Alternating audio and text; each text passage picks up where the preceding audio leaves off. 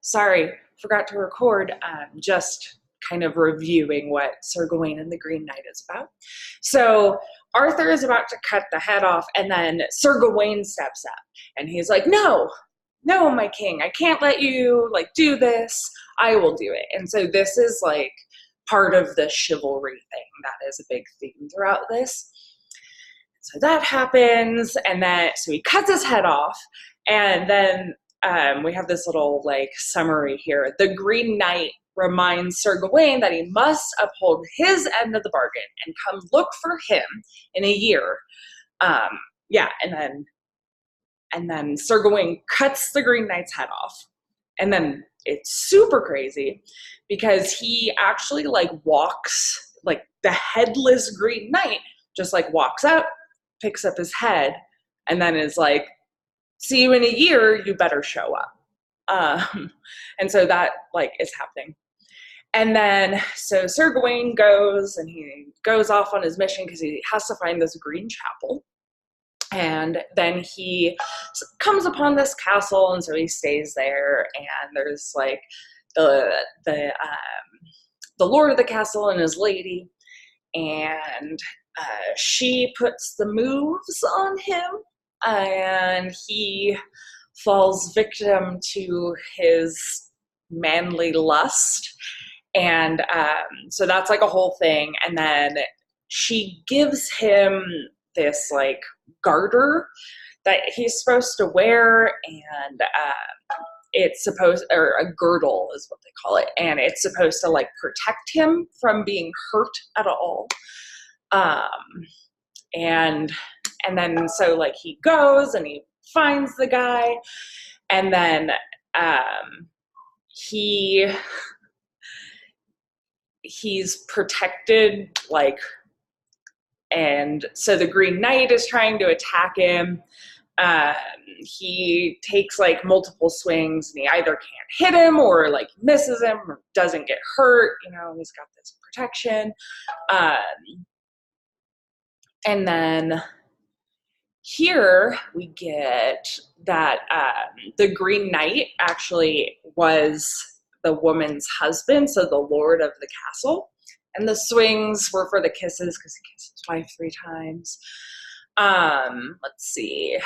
The third swing and the only cut is for his acceptance of the green and golden girdle. He should have shared it with his host. He should have not kept the secrets and all that. And then it's just ultimately he's told he can keep it. He failed to uphold his chivalry because he shouldn't have kissed the woman, all of this. And it's basically on and on like that. So it's really, really long, but that's sort of a summary of what the whole story is about. So on that, hopefully that made sense. Sorry, it's just it's very long. And like I said, I was trying to find a video that summarized it, but I could only find multiple part ones, and then it would have been multiple hours, and they weren't keeping with it wasn't the same language as the text that we had. So I didn't want it to be super confusing.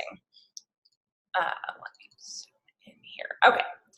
So one of the things I will tell you here, doing additional research, you're definitely going to want to do that. Check out Spark Notes, check out whatever the internet has to offer you for this. It would be pretty hard to skim through it and try and find everything, and really get all of the details. But I didn't need to open that again. Again, I think I showed you guys, can't remember if this was you or 12B, but you can always do a search function. So if you're on a PC or a Chromebook, it's Control F, and a little window will pop up, hopefully. Let's see, it might be because I wasn't on my browser.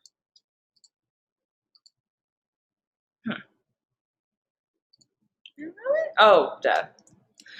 I am on a Mac, and I was hitting Control F. I have to do Command F on a Mac. So if I want to if I want to like find all the instances where the Green Knight is mentioned in the story to find like his specific description, I can just use this search feature. And then as I click through, I can find all the instances where he's mentioned. So that's something you can do as well to try and get the answers to all of these. But yeah, you just are going to put in like a description of the characters in the settings for this. And then, okay, so this one, grab what I made notes about. Okay, so yes, we're talking about the Code of Chivalry. So this is another thing that you might want to look up some stuff and get a little bit of research, is to look into how the Code of Chivalry affects his actions. So from the moment that he volunteers, one of the videos I was watching, it was really bad, but they made a Hunger Games joke, like he volunteers as tribute.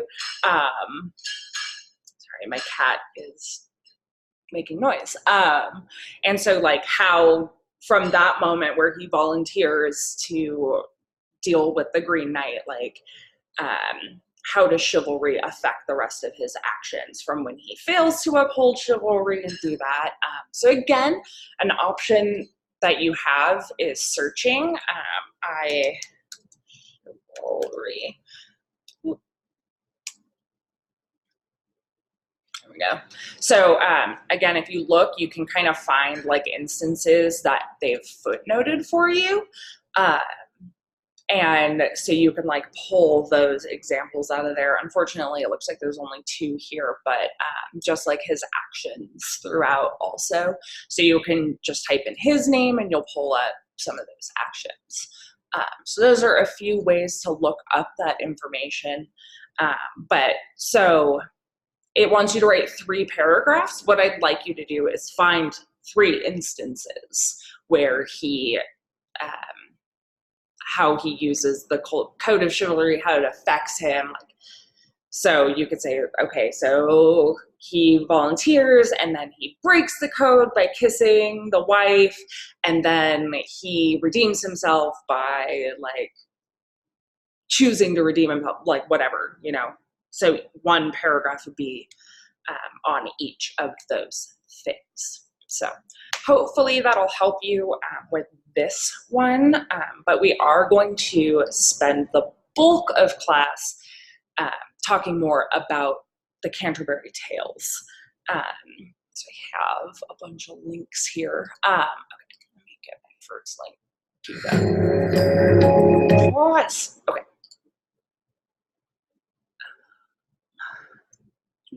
Okay.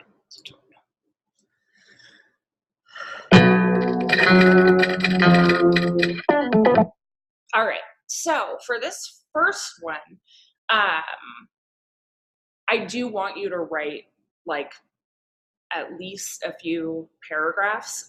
You should be able to find quite a lot of facts. Like this resource that they have linked here, there's a ton of information.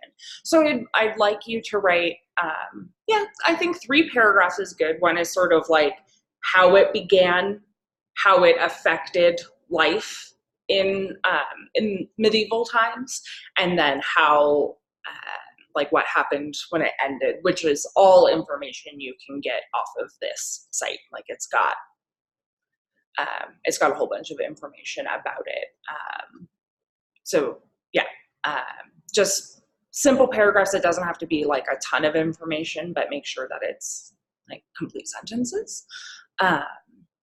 We just got word that they're actually like looking for what the activities are asking you to do in our work samples, which is why we ask you to do the lesson activities.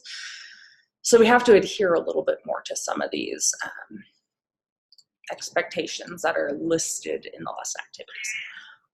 Okay, so just, you know, if you don't know what the Black Death or bubonic plague is, definitely read through that information, but it was a big deal. It killed like half of the population of Europe. Like it was a huge thing. It really affected a lot of stuff. But yeah, So there was this guy who lived a long time ago named Chaucer. Hopefully you've already read about all of that, because that would mean you were prepared for class today. And so he wrote this like epic story poem thing called the Canterbury Tales, and it follows like a whole bunch of these people who were on a pilgrimage to Canterbury. And so what I did was I pulled a couple of videos that summarize the things that you're asked to like look into. And then I know it talks about like didactic when we're like looking up what it was at, at the stories being didactic. There we go. Sorry. Oh my gosh. Sorry, I can't see it. Okay, so it's didactic is intending to teach like some sort of moral. It's supposed to be like giving you a lesson. So all of the stories have some sort of moral involved in them. So these videos are going to kind of help explain that, because what you're being asked to do here is explain, like, I broke it down a little bit easier for myself to explain here. Okay, so you're writing a short analysis. So it should basically be structured like you have the heading, so like whatever the title of the excerpt is. So we have the general prologue, the pardoner's tale, and then the nun's priest's tale, and then your analysis part. So like a brief summary of what happened in there, and then what's the moral, and is it successful in showing that sense of morality? Which, if you read them and you were confused, hopefully the videos that I have helped, and then I will also link them so that you can refer back to them later. I'm gonna have several things linked for you today. And then in what ways do they depart from normal instructional tales or like moral tales? If you can't think of any examples, that's fine. Like, you don't necessarily have to like include that, but think about the ways, like, are these people examples of morality? That kind of thing. And then try and find an example. Again, using search features is really helpful. From each one, just find like one quote that shows something about like what you're trying to say. Cool. Okay, so I'm going to shut off my video and play these videos. There's 4, I think, that we're gonna watch. Oops, that was not the link I was trying to click on. So we're just gonna go in order. Sorry, I got that one twice.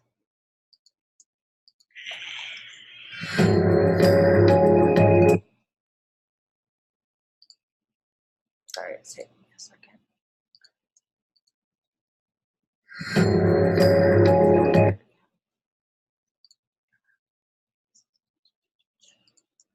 Okay, cool.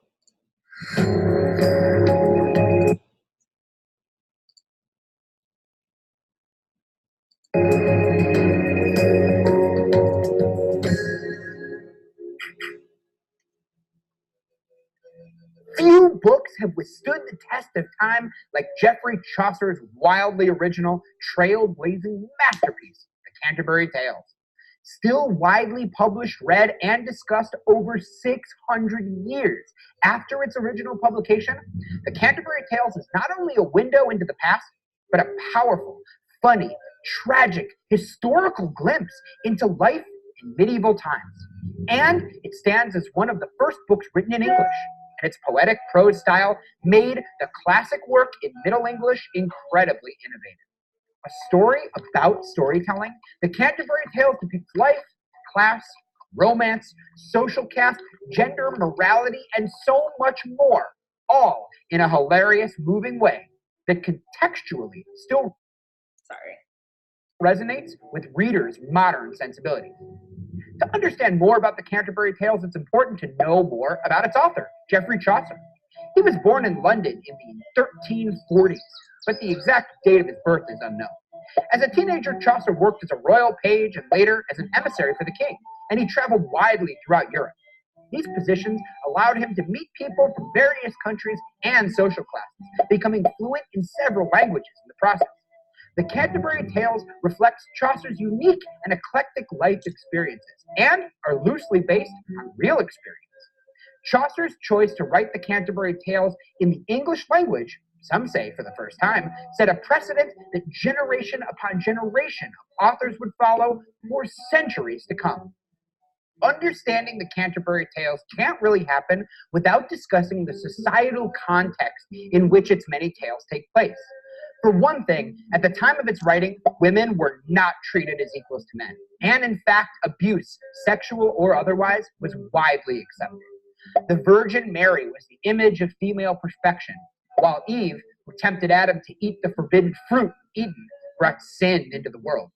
Men held all the power, and when women did have even a little of it, it was because their husbands gave it to them or died, leaving it to them. Another problematic but contextually important element of the Canterbury Tales is anti-Semitism. Despite the fact that medieval popes taught tolerance for Jewish people, Christians at this time were quite anti-Semitic. In fact, one tale incorporates blood libel, which involved the false belief that Jews ritually murdered children to drink their blood. Critics have debated whether or not Chaucer himself was anti-Semitic, but the inclusion of the troubling ideology shows just how prevalent it was in Chaucer's time. The relationship between society and the church is key to understanding the period, too. The Roman Church was the sole Christian authority in Europe, and its corruption was widespread. Amidst the angry calls for reform, the Bible was translated from Latin to English so that Christians could commune with God directly, without priests. The noble class didn't like this any more than the church did, causing tension among the classes. Change was coming, however, and the three traditional social estates, clergy, nobles, and peasants, were threatened by an emerging middle class of merchants and tradesmen. Perhaps most intriguing is the fact that the Canterbury Tales exists at all, because there was no audience for such a major work when it was composed.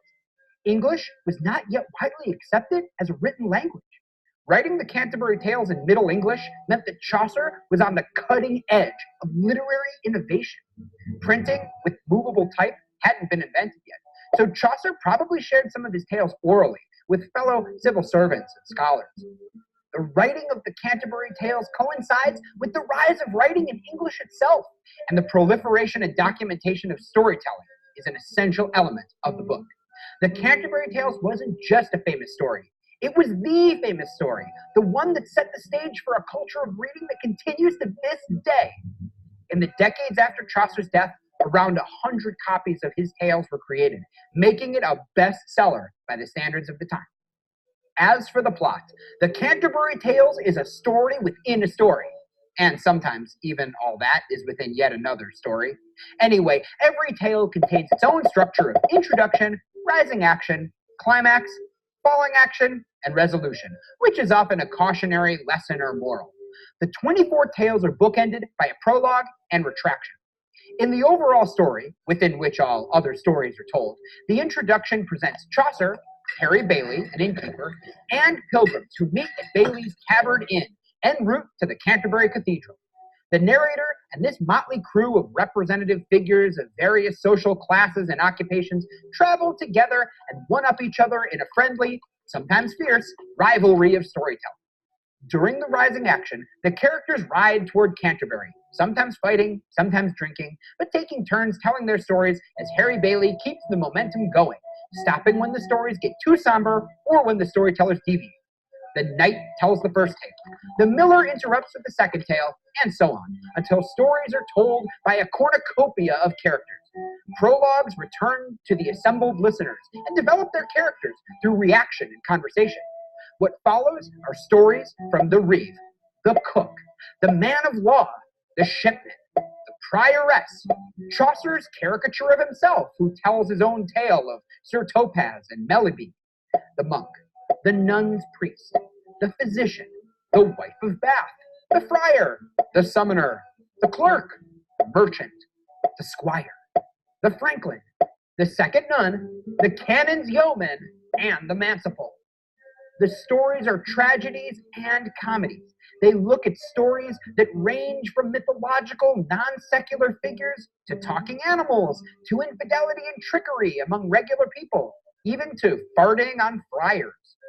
All speak to the values and beliefs of medieval Europe and burgeoning social classes emerging between the lines of the clergy, the nobility, and the peasantry.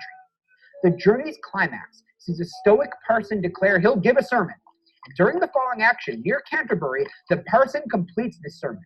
It's one that speaks to Christian values, salvation, and offering remedies for the sins that have played out in the various tales throughout the journey. During the resolution, Chaucer, the author, offers his retraction, praying for forgiveness for the less moral moments in the storytelling journey and apologizing for any sensibilities of morality he's offended in his readers. He then includes a list of his own works and a hope for salvation as a kind of final legacy. All throughout the epic that is the Canterbury Tales, themes like love, sex, and fellowship, social class, the relationship between story and storyteller, and rivalry are represented through critical symbols like springtime and flowers, each of which speaks to sexuality, youth, and fertility. Blood, which speaks to the duality of nobility and Christ's sacrifices. And clothing, which is character and class exposition nearly on the level of the tales themselves. Both a lens to medieval culture and a masterwork of poetic prose, one of the first ever in English. Geoffrey Chaucer's Canterbury Tales is an epic in layers where storytelling leads to more storytelling. Symbols uncover themes. Characterization and exposition illuminate the realities of the past, and religious mystique meets the documentation of all too human cultural history. All right. So that one just kind of gave an overview of the whole thing. We have.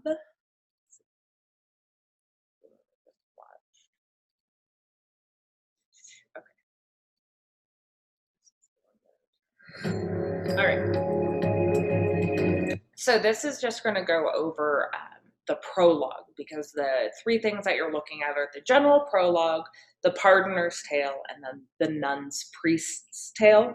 So I pulled up videos that'll give us a little summary. These are much shorter. These are only like, I think the longest one is 3 minutes and 20 seconds. But this just gives you a little bit of summary, just because these are heavy, long texts, although they've been translated out of Middle English and into modern English. It's still a lot because it's a story inside of a story inside of a story. So I just wanted to find some things I thought may help.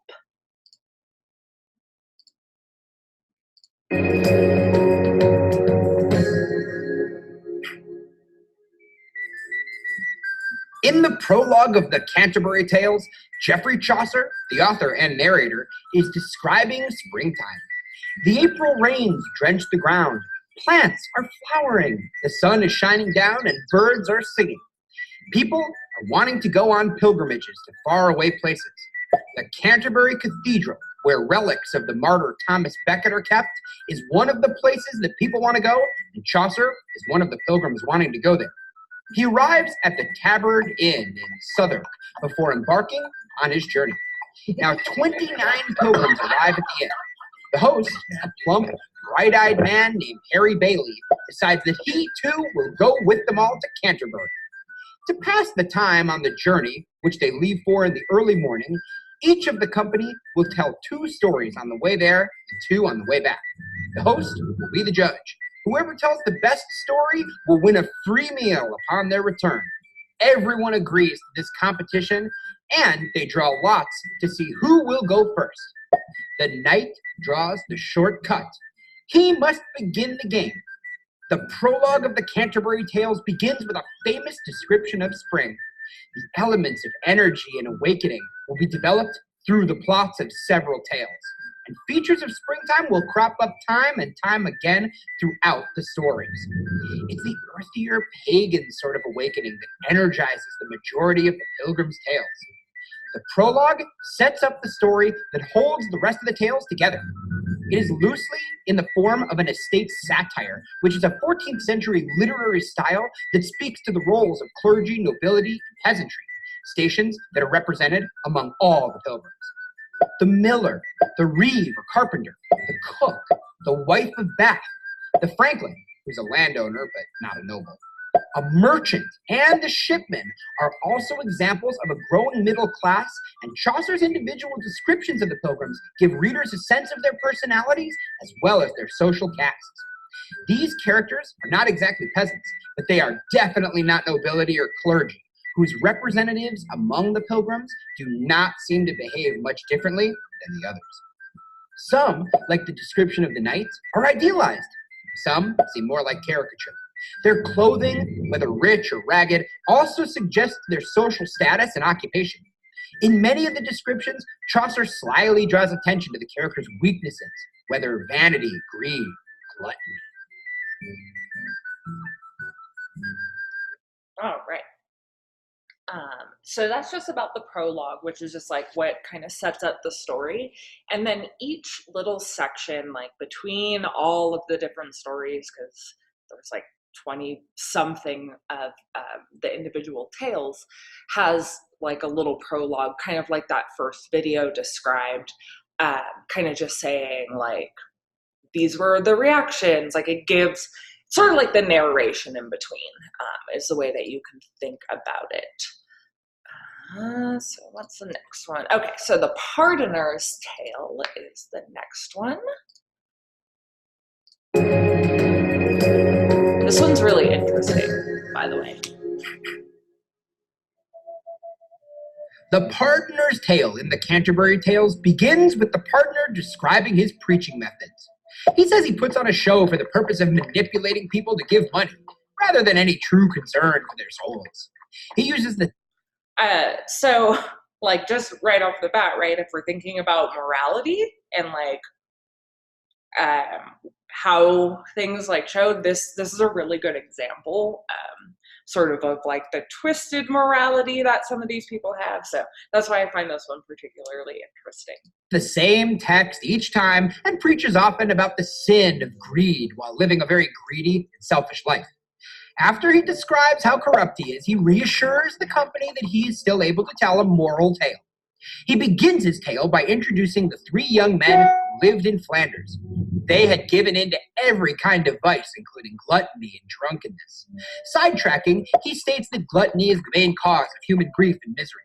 Listing several examples from the Bible and human history, he also warns against gambling, lying, and swearing in God's name. The pardoner then gets back to his story. The young men are drinking in a tavern when they notice a coffin go by. They learn that they used to know the dead man. He has been stabbed in the heart by a thief called Death. This same thief has killed many people in the present plague. They should be ready to face death if they should meet him. Another man adds that this thief likely lives in a nearby town. The three young men decide to pursue the thief and kill him. In their drunken rage, they start out. They meet an old man who says he has lived a long time because death will not take him. They think the old man knows Death's whereabouts, so they threaten him. Eventually, the old man directs them to a tree in a nearby grove he's seen Death near. They find the tree but become distracted by coins beneath it. They believe that fortune has given them a treasure. They wait until it is dark to sneak away with it. The youngest goes to town to get food and wine, while the other two men wait to guard the treasure. While he is away, the two conspire to kill him and take the money for themselves. But the younger man has a similar idea and poisons 2 bottles of wine. When the youngest gets back, he is killed. Then, drinking the poisoned wine, the other two also die. Death has indeed taken them all. After this tale, the pardoner offers his services to the company, for a fee, of course. Harry Bailey insults him, making the pardoner angry. The knight attempts to make peace between them.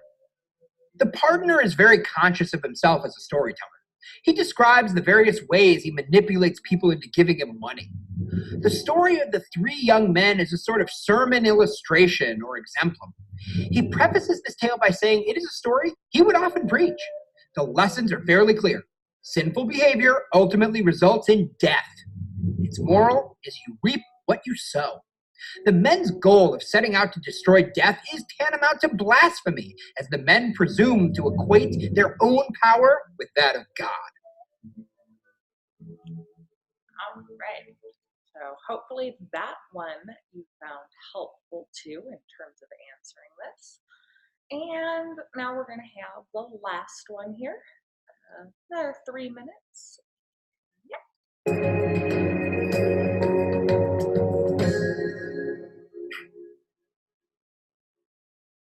In the Nun's Priest's Tale, in the Canterbury Tales, a poor widow keeps animals, including a beautiful rooster named Chanticleer and his 7 hens.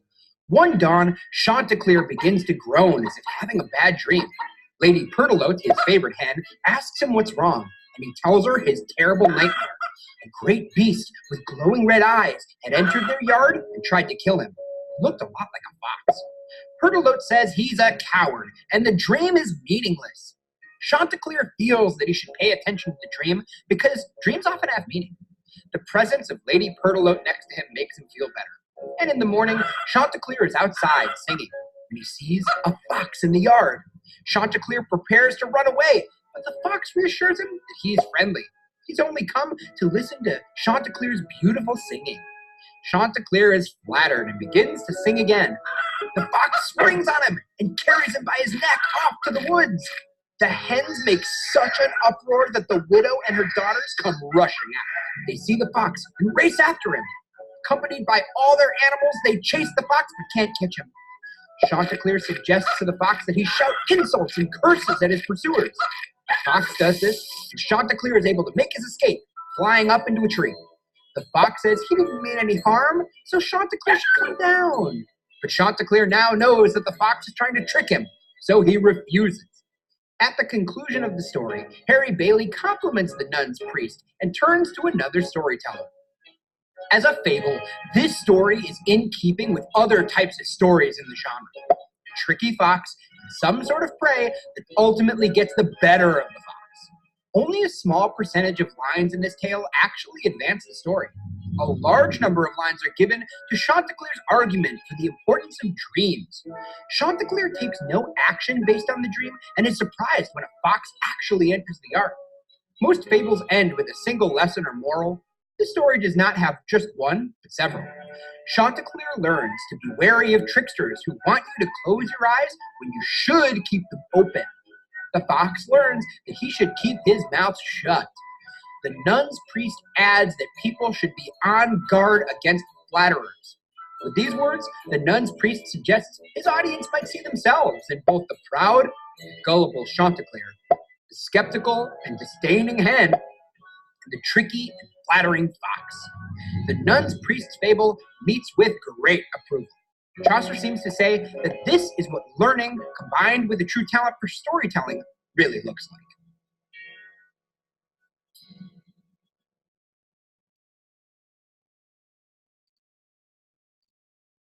All right, let me just find the last thing that I have.